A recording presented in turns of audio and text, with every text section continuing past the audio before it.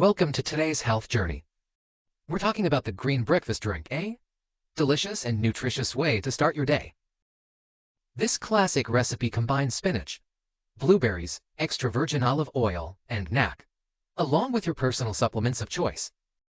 NAC, or N-acetylcysteine, is an essential nutrient that helps with liver detoxification and supports immune function. It's often included in health supplements because of its antioxidant properties.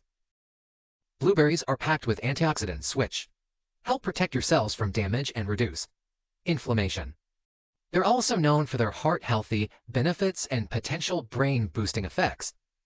The magic ingredient here is extra virgin olive oil, which offers a healthy dose of monounsaturated fats and heart-protective antioxidants.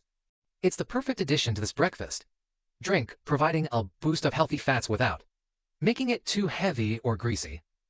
Now add some ice, some water, or a bit of your favorite juice.